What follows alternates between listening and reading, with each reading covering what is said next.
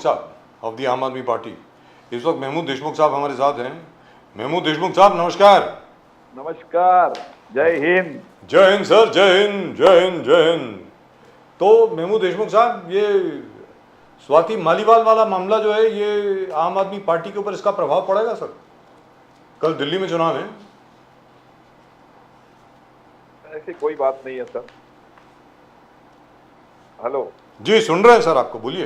हाँ, ऐसी कोई बात नहीं, कोई प्रभाव नहीं पड़ेगा। पुलिस अपना काम कर रही है। अरविंद केजरीवाल जी ने खुद कह दिया है कि पुलिस जो है निष्पक्ष होकर इसकी जांच करे और दूध का दूध, पानी का पानी हो जाना चाहिए जी। कि अरविंद जी के जो पीए हैं विभव कुमार, उन्होंने भी शिकायत दर्ज की है, तो उस बारे में भी मतलब पुलिस ने दखल लेना चाहिए, संज्ञान लेना चाहिए। जी प्रदीप जी। तो ये केजरीवाल जी ने कहा कि Modi ji one nation one leader, वो कॉन्सेप्ट में जा रहा है। तानाशाही, डिक्टेटरशिप, टोटलिटेरियन, ऑटोक्रेटिक सिस्टम में बिलीव करते हैं। वो सबको अकेले राज करेंगे पूरे देश का, वन नेशन वन लीडर, और बाकी सबको जेल में डालने का उनका प्रोग्राम है। ये तानाशाही है। तो ये बोला कि ये जो सिस्टम चल रहा है वो देश को खराब कर देगा, देश को बर्बाद कर देगा। केजरीवाल जी ने कहा, how do you see that? But Modi ji का कहना है जीरो टॉलरेंस टू करप्शन। जो करप्ट है मैं छोड़ूंगा नहीं, I will not leave that. नहीं, उन्होंने ऐसा है प्रदीप जी, नरेंद्र मोदी जो देश के प्रधानमंत्री हैं आज तक, उन्होंने सही कहा कि जो भी करप्ट है मैं उसको छोड़ूंगा नहीं। आपने आधी बात कही है, मैं बात पूरी कर देता हूं। उन्होंने ये कहा कि मैं उसको छोड़ूंगा नहीं, बल्कि अपने भारतीय जनता पार्टी का सदस्य बनाऊंगा, अपने भारतीय जनता पार्टी में उसको शामिल करके लूंगा। और वही उन्होंने किया है। अभी तक जितने भी भ्रष्ट लोग थे, जितने भी करप्ट लोग थे, जिनकी इंक्वायरी चल रही थी, उनको सबको इन्होंने अपने साथ मिला लिया। तो गलत क्या है? जितने भी भ्रष्ट है उन्होंने अपने साथ में मिला लिया। ये भारतीय जनता पार्टी नहीं है, ये भ्रष्ट जनता पार्टी है। और भ्रष्ट जनता पार्टी के नेता जो है वो नरेंद्र मोदी जी। और रही तानाशाही की जो बात जो अभी आपने कहा, अरविंद केजरीवाल जी ने जो कहा है कि वन नेशन वन लीडर, ये 4 जून तक का इनका सपना है। 4 जून के बाद में ये सपना खत्म हो जाएगा। इस देश में इंडिया अलायंस की सरकार जो लोकतंत्र की सरकार बनने जा रही है, डॉक्टर बाबा साहब आम्बेडकर जी के संविधान को मानने वाली सरकार बनने जा रही है, ये आपको ध्यान रखिएगा। लेकिन महमूद देशमुख साहब, अगर मान लीजिए जो मोदी जी कह रहे हैं ठीक है, वो असल में हो जाता है, फिर क्या होगा सर? अगर मान लीजिए कि मोदी जी आ गए वापस, मैं मानता हूं आम आदमी पार्टी की परफॉर्मेंस बहुत अच्छी रहेगी, लेकिन मुझे बाकी सब पार्टीज की परफॉर्मेंस में इतना कॉन्फिडेंस नहीं है। मुझे मालूम है दिल्ली में आप अच्छा करेंगे, आप 4 सीट में लड़ रहे हैं, 4 में बहुत अच्छा करेंगे आप। पंजाब की 13 सीटों में आप बहुत अच्छा करेंगे, इसमें कोई दो राय नहीं है। लेकिन जो आपकी बाकी साथी पार्टियां हैं, भले वो कांग्रेस हो जाए, समाजवादी पार्टी हो जाए, अलग अलग जितनी भी पार्टीज हैं, वहां से इतना कॉन्फिडेंस मुझे नहीं आता है। अगर मान लीजिए नरेंद्र मोदी जी वापस आ जाते हैं, उसके बाद क्या? देखिए, ऐसा है कि आपने जो कॉन्फिडेंस की बात कही है बजाज साहब, महाराष्ट्र में जो है हम लोग मतलब कांग्रेस के जो गठबंधन में है, जिसमें उद्धव ठाकरे जी हैं, राष्ट्रवादी जो पवार साहब की पार्टी है, शरद चंद्र पवार साहब की पार्टी है ना, और आम आदमी पार्टी साथ में या समाजवादी के लोग हैं। लेकिन अगर यहाँ पे देखा जाएगा तो आज उद्धव ठाकरे जी में जो कॉन्फिडेंस है, या पवार साहब में जो कॉन्फिडेंस है, या यहाँ के बाकी जो भी अलायंस पार्टनर है, वो फुल कॉन्फिडेंस के साथ में मतलब लड़े हैं। मैं समझता हूँ 48 में से 35 सीट लगभग मतलब इंडिया अलायंस की आने वाली है। तो आप इसे क्या कहोगे, कॉन्फिडेंस कहोगे या और क्या कहोगे? उसी तरीके से उत्तर प्रदेश में अगर आप देखेंगे तो अखिलेश यादव पूरे मतलब जोश खरोश से मतलब मैदानी जंग संभाले हुए हैं। तो और बिहार में अगर आप जाएंगे तो तेजस्वी यादव, अभी हाल फिलहाल में अभी आप देखिए यूपी के अंदर तेजस्वी यादव और अखिलेश यादव बड़े जोर शोर में मीटिंग ले रहे हैं। दिल्ली में अगर मतलब देखा जाए तो आम आदमी पार्टी के सभी लीडर्स मतलब मजबूती के साथ मतलब मैदान संभाले हुए हैं। तो ऐसा दूर दूर तक कहीं नहीं लगता है कि मतलब कॉन्फिडेंस कम है, बल्कि आपकी गलतफहमी है या मीडिया मतलब गलत चला रही है, रूमर फैला रही है। लेकिन ऐसा नहीं है। इंडिया अलायंस के सभी पार्टनर पूरे दमखम से मतलब मैदान में उतरे हुए हैं, और उसका रिजल्ट मैं समझता हूँ 4 जून को आपके सामने दिखाई देगा। और सरकार बनने जाएगी, ये मान लीजिए। मालीवाल जी, स्वाति मालीवाल जी कह रहे कि I will not resign as a Rajya Sabha MP, किसी भी हालत में मैं रिजाइन नहीं करूंगा। मेरा चीरहरण केजरीवाल जी के, सीएम केजरीवाल जी के रेसिडेंस पे हो गया, घर पर हुआ।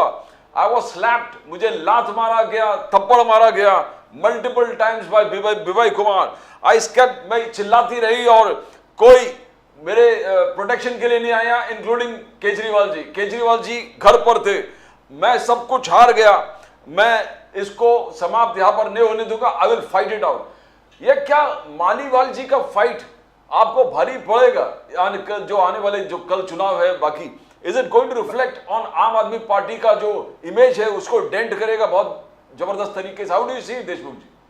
देखिए, मैंने पहले भी कहा आपसे कि इसके पीछे भारतीय जनता पार्टी की साजिश है, अरविंद केजरीवाल जी को बदनाम करने की साजिश है। जिस वक्त इन्होंने जो इल्जाम लगाया, जिस दिन वो घर के बाहर निकली तो वो आराम से चलते हुई गई, है ना, और 2 दिन के बाद में ये शिकायत करती है, ऐसी क्या बात है? तो इसके पीछे भारतीय जनता पार्टी की कोई साजिश है, अरविंद केजरीवाल जी को बदनाम करने की ये साजिश है। मैं नहीं समझता हूं कि अरविंद केजरीवाल जी के होते हुए ऐसी कोई बात होगी। और आप एक बात सोचिए ना, आज ये भारतीय जनता पार्टी के लोग तोते के जैसी बातें करते हैं। इनको वो जो देवेगौड़ा जी को जो ग्रैंडसन है, उसकी 2,000-2,500 लोगों की जो सीडी बनी हुई है, वीडियो बना हुआ है, वीडियो क्लिप है, वो दिखाई नहीं देता है। जो मास रेप का आरोपी है उसके बारे में इनकी आवाज नहीं खुलती है। महिलाओं के साथ में जो भी अत्याचार हुए उसके बारे में कभी भारतीय जनता पार्टी के लोगों की आवाज नहीं निकली। आज ये मसला कुछ भी नहीं है, ये इंटरनल मामला है, ये पार्टी देख लेगी, अरविंद केजरीवाल जी देख लेंगे। और अरविंद केजरीवाल जी ने किसी को मतलब किसी का सपोर्ट नहीं किया है। उन्होंने साफ साफ शब्दों में कहा है कि भाई पुलिस इसका निष्पक्ष तौर पे इसकी जांच करे और इसका मतलब रिजल्ट सामने लाए। हम किसी का मतलब सपोर्ट नहीं कर रहे हैं, कानून अपना काम करे। लेकिन यहाँ देखा जा रहा है दिल्ली पुलिस इतना पार्शियलिटी से काम कर रही है, इतनी तेजी तो इन्होंने वहां पे कर्नाटक में दिखाना चाहिए था। जो प्रज्वल रेवन्ना जो है, भूतपूर्व देवेगौड़ा जो है प्रधानमंत्री, उनका जो पोता है, ग्रैंडसन है, जिसके बारे में मतलब एक्शन में आना चाहिए था, वो देश छोड़ के भाग जाता है। और यहाँ की नरेंद्र मोदी की सरकार को पता नहीं चलता है, अमित शाह गृह मंत्री है, उनको पता नहीं चलता कि एक मुजरिम, इतना बड़ा मतलब मास रेप का आरोपी इस देश छोड़ के भाग जाता है और ये पता नहीं कर सकते उसको। तो ये सिर्फ बदनाम करने की साजिश है। लेकिन मैं समझता हूं भारतीय जनता पार्टी कुछ भी कर ले, दिल्ली के इलेक्शन में इसका कोई असर नहीं होगा, ये मान ली। केजरीवाल जी का कहना है कि ये अरेस्ट मेरे खिलाफ जो था मोटिवेटेड था और आम आदमी और दिल्ली के लोग, पंजाब के लोग जो है जेल का बदला वोट से देंगे, जेल का बदला वोट से देंगे। ये चाहता नहीं कि जो स्कूल्स, पब्लिक स्कूल्स जिस खूबसूरती से चल रहा था, वो चाहता नहीं, मोदी साहब नहीं चाहता कि ये इस प्रकार से चले। मोहल्ला क्लिनिक्स ये बंद कराना चाहता है। बिजली जो सस्ते बिजली लोगों को मिल रहा है उस चीज को मोदी साहब बंद कराना चाहता है। जो महिलाएं, महिलाओं का बस राइड है, वो बस राइड को रोकना चाहता है। ये जितने भी मैंने गरीब कल्याण स्कीम्स लाए, मोदी जी इसके खिलाफ है। और मुझे सिसोदिया जब को अंदर डाल के मोदी जी ये कब गरीब कल्याण स्कीम्स को बंद, क्या लोग इस चीज को मानेगा? देशमुख जी, जो अपील केजरीवाल जी ने दिया, क्या इसको मानेंगे लोग?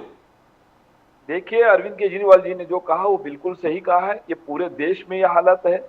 आपने देखा होगा कि नरेंद्र मोदी की सरकार जो है ये सिर्फ और सिर्फ उद्योगपतियों की सरकार है।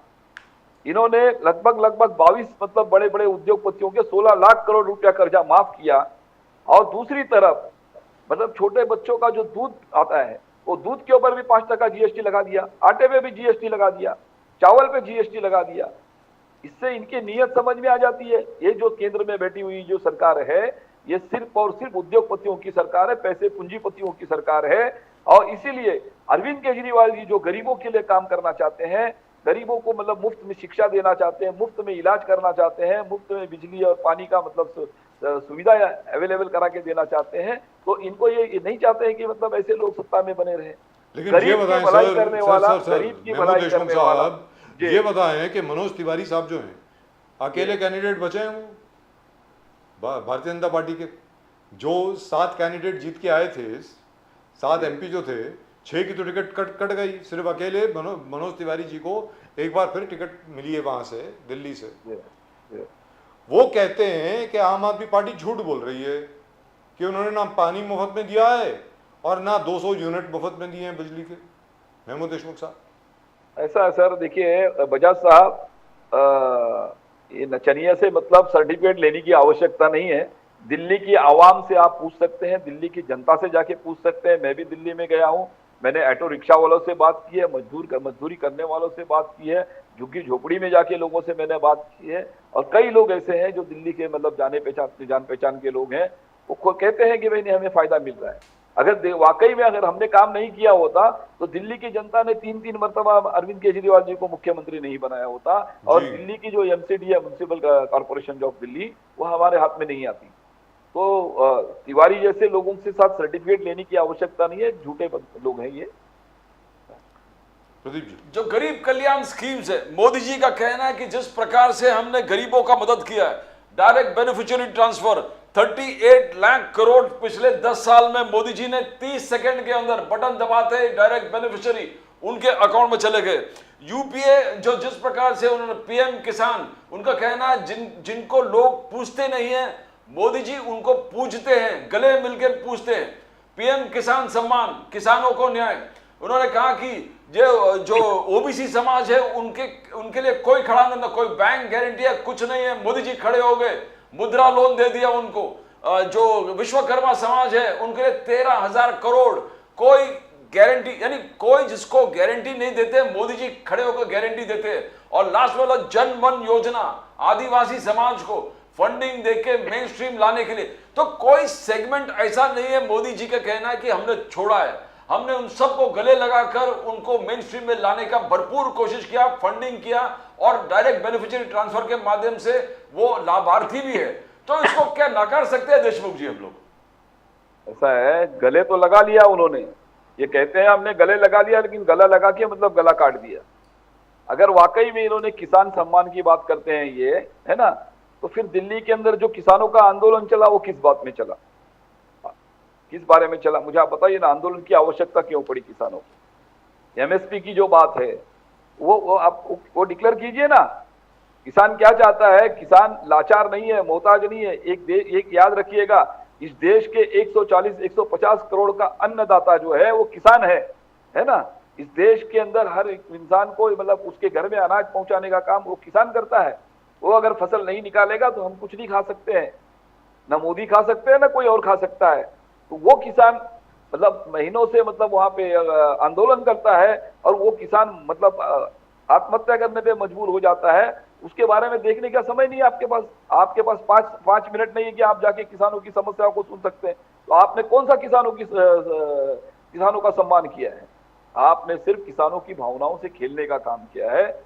उसी तरीके से ओबीसी की अगर आप बात करेंगे तो मैं समझता हूं ओबीसी का सबसे बड़ा नुकसान अगर किसी के दौर में हुआ होगा तो इनके दौर में हुआ है।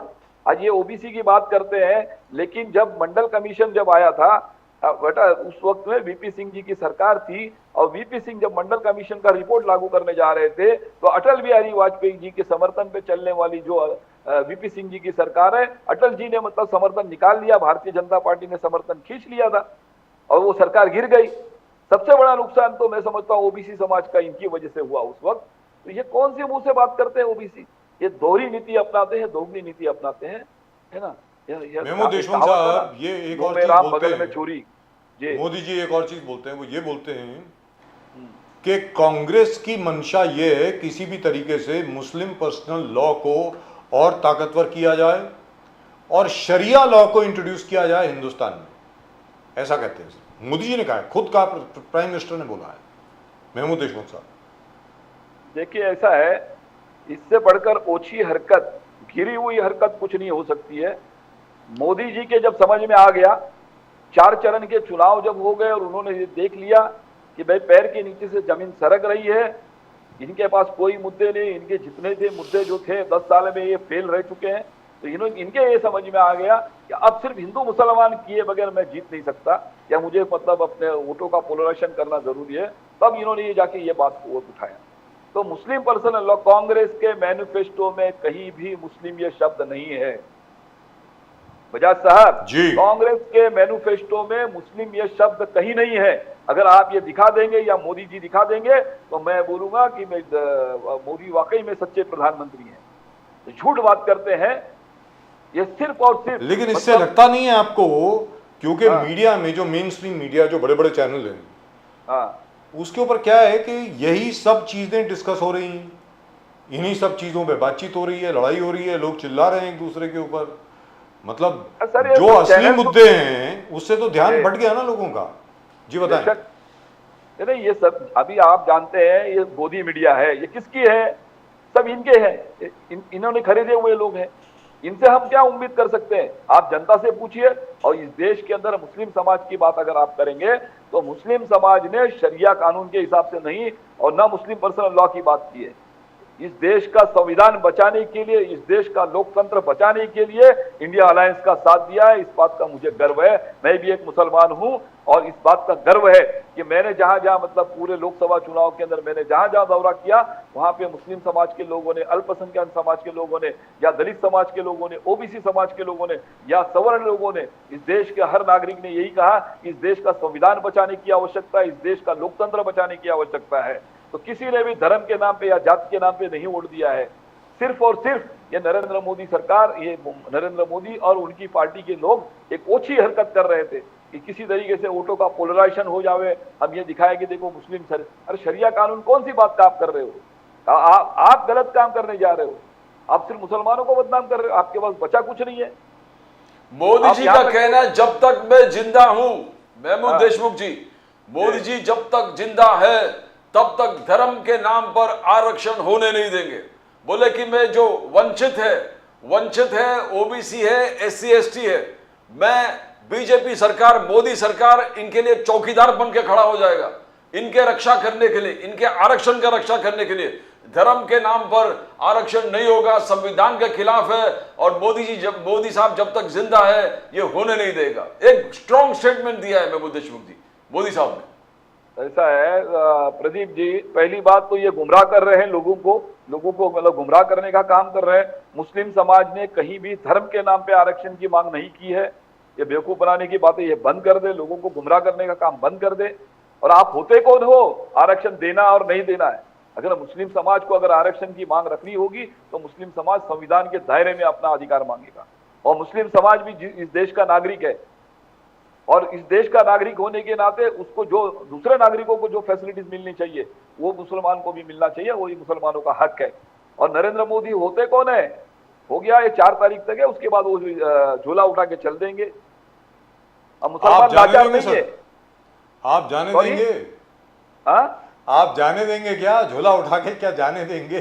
नहीं, हम तो इनको भेजने की तैयारी कर रहे हैं सर। ये देश का हर नागरिक इनको भेजने की तैयारी में।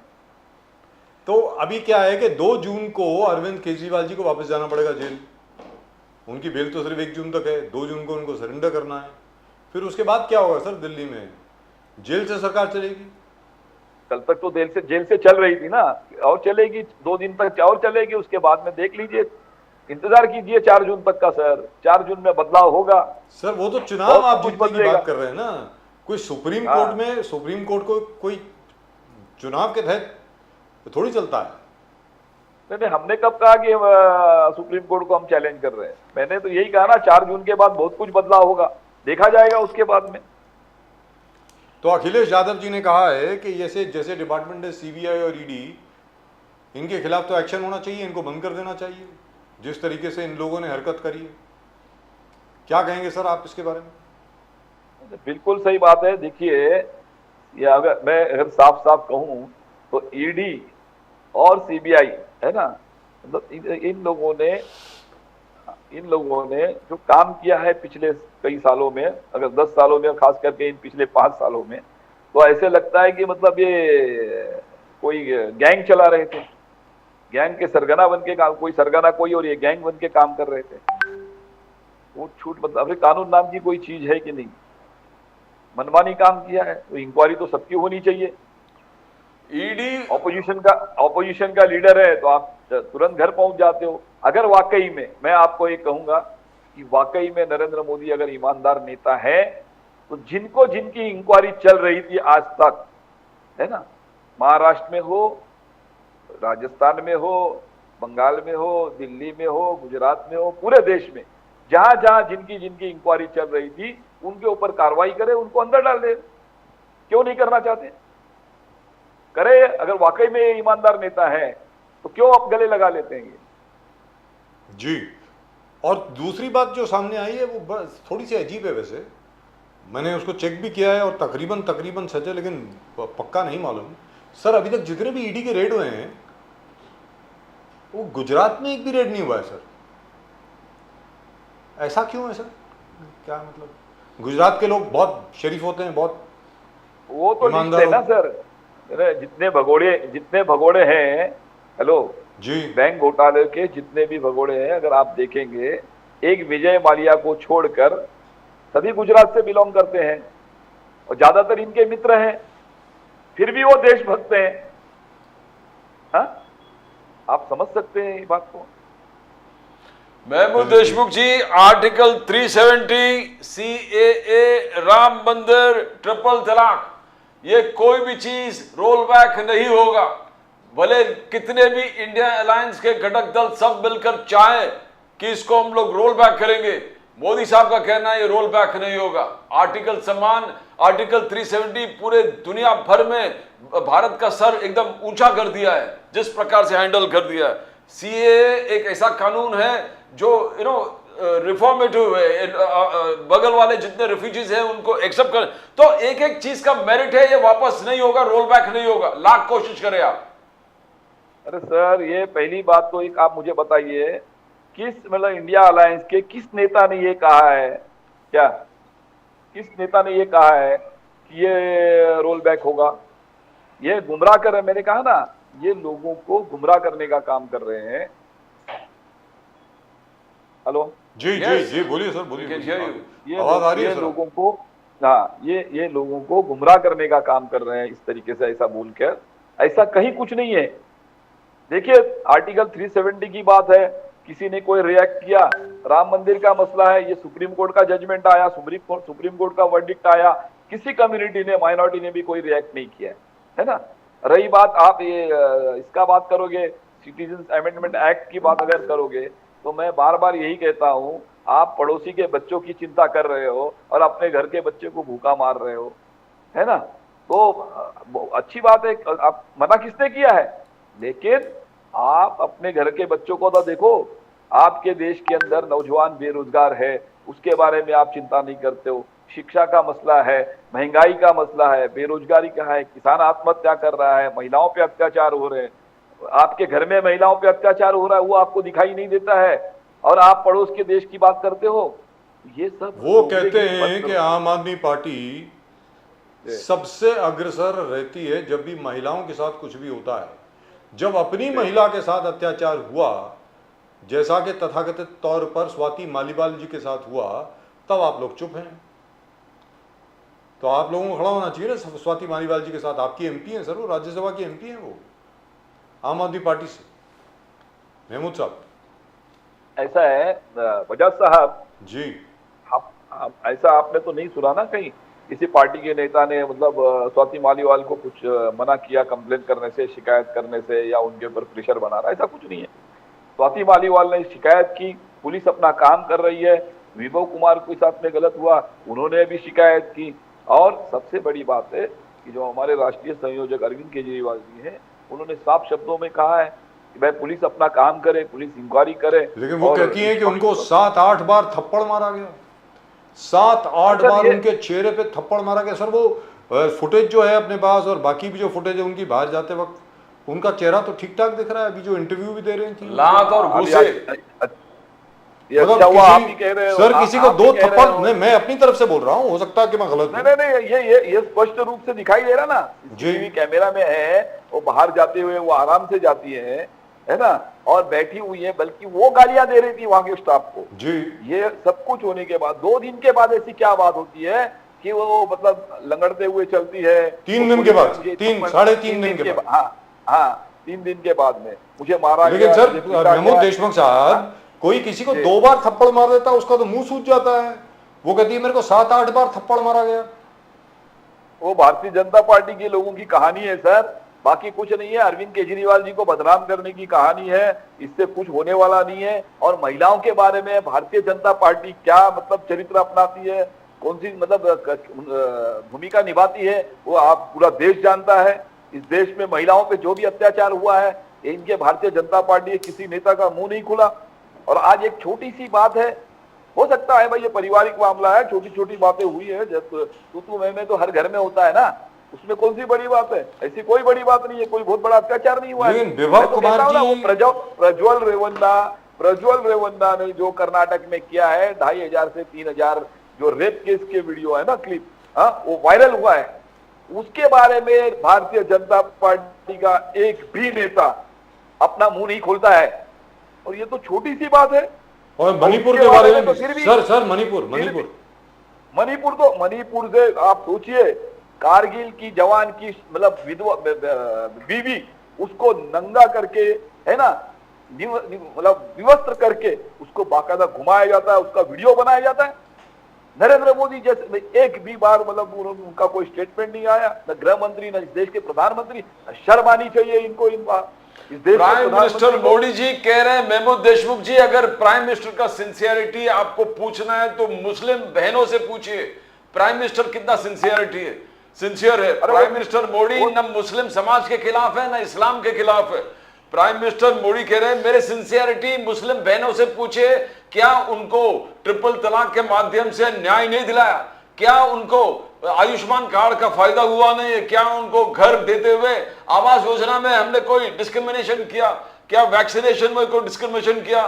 तो मेरे सिंसियरिटी आप मुस्लिम बहनाएं, हमारे जो बहनें हैं, उनसे पूछिए। तो इस स्टेटमेंट में आप कैसे देखते हो? Is he appealing to the Muslim woman?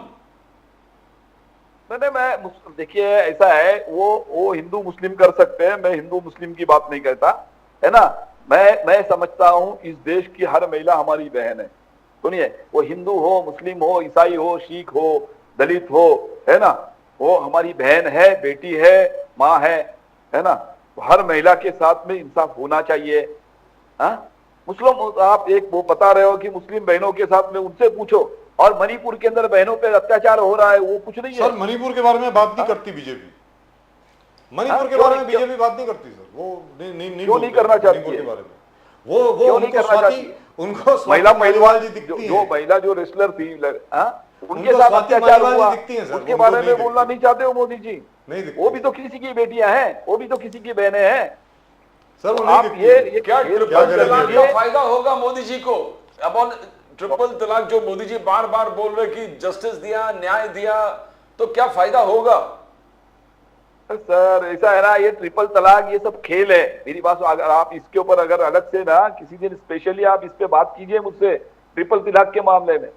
अगर आप रेशो देखेंगे डिवोर्स के मामले में, तो मैं समझता हूं मुसलमानों से ज्यादा आज हमारी हिंदू बहनों के साथ में जाती हो रही है। और मैं आपको इसको पूरा रिकॉर्ड दूंगा, डिटेल दूंगा इसका जी। आप हिंदू बहनों के बारे में भी सोचिए ना। तो सर दिल्ली में कितनी सीटें आ रही हैं आपकी, ये तो बता दो। 4 में से कितनी? सर हमारी 7 सीट हम लोग ले रहे हैं दिल्ली में। दिल्ली में इंडिया अलायंस की 7 सीट आ जाएगी। क्या बात है सर, जबरदस्त। और पंजाब में 13 में से? पंजाब में भी 13 में से 12 सीट हम लोग ले लेंगे। क्या बात है। मैं आपको कहता हूँ, ओवरऑल मैं आपसे कहता हूँ, इंडिया अलायंस 4 जून के बाद इंडिया अलायंस की सरकार बनेगी और इंडिया अलायंस का प्रधानमंत्री बनेगा। और हम मिठाई खाएंगे मिलके साथ में। और केजरीवाल जी बाहर आएंगे। माशाल्लाह, क्या बात है। केजरीवाल जी का मसला ही नहीं है, ये तो झूठा मामला है। मोदी जी डरे हुए हैं, मोदी जी की पार्टी डरी हुई है जी। और ईमानदार आदमी से तो दुनिया डरती है सर। महमूद देशमुख साहब, बहुत बहुत शुक्रिया आपका। मैं उम्मीद करता हूं चुनाव के बाद हम लोग फिर एक बार जाकर के जो आपका स्लम्स का जो काम है वो काबिल तारीफ है। मैं उम्मीद करता हूं हमारे मुंबई की जितनी भी झोपड़पट्टियां हैं वहां पर आप उनके इंसाफ के लिए एक बार फिर अपना काम शुरू करेंगे और हम लोग आपके साथ जाएंगे। जी बोलिए सर, वन फाइनल वर्ड। एक बात मैं आपके माध्यम से अभी कहना चाहता हूं। मानसून बहुत जल्द आ रहा है जी। अभी तक मुंबई शहर के जो बड़े बड़े नाले हैं उनकी सफाई नहीं हुई है। उसके ऊपर शो करेंगे सर, मालूम है सर, उसके ऊपर शो करेंगे ना सर, अभी कल परसों उसके ऊपर करेंगे sir. Municipal commissioner Bhushan Gagrani एक फॉर्मेलिटी सर वो पूरी बड़े करते हैं बड़े तो- बिजी आदमी है सर, अभी वो चुनाव में बहुत बिजी थे, ऐसा बोलते हैं नहीं वो। नहीं सर, मैं अरे वो चुनाव में बिजी है ना, स्टाफ क्या कर रहा है, कल मानसून के अंदर बरसात आएगी और फिर नाले भरेंगे, बम्बई डूब जाएगी। तो मेरा एक वो रिक्वेस्ट तो हर साल होता है सर, वो तो हर साल होता ही है, उसमें क्या है, वो तो हर साल ही होता है सर, ऐसी क्या बात है। तो उसके बारे में मंडे या ट्यूसडे को बात करेंगे sir. We know that it's a very serious situation, बड़ी गंभीर स्थिति है। मैं मजाक नहीं कर रहा हूँ, उसको मैं हल्के में नहीं ले रहा हूँ, बहुत गंभीर स्थिति है सर, बहुत ज्यादा गंभीर स्थिति है। क्योंकि ड्रेनेज, मुझे जो मालूम पड़ा, ड्रेनेज एक्सपेंडिचर का जो बजट है वो 90% खर्च कर दिया गया है, ये मालूम पड़ा आपने। और हम सबसे ज्यादा रिजल्ट affected जीरो हैं है। देशमुख जी, हम रिजल्ट जीरो है। बिथी रिवर के बगल में है, बिथी रिवर फ्लडिंग हो जाए तो हम लोग आ नहीं पाएंगे ऑफिस में। सर तब सही बात कश्ती है, में आना सही बात पड़ेगा, है। कश्ती में, वो कमिश्नर ने वहीं पे विजिट किया है, मिठी रिवर पे, मालूम है सर वाकोला में, और मिठी रिवर पे ही विजिट किया हुआ है कल। जी। राइट देशमुख साहब, विजिट थैंक यू करने वेरी से क्या- मच। हाँ। महमूद देशमुख साहब, बहुत बहुत शुक्रिया आपका हम लोगों के साथ जुड़ने के लिए। As usual great pleasure talking to you as always sir, thank you very much, नमस्कार। Okay, thank you, good night. Thank you very much, Namaskar. sir. Thank you. So the Aam Aadmi Party is usually very confident, but they've always been confident. Yes, Even in yes. 2019, they were Yes, very yes. confident, They and they always. didn't win very much. Right now, at the moment, with us from Uttar Pradesh, we have Mr. Manoj Yadav of the Samajwadi Party. Yes, yes, sir. Manoj Yadav, sir.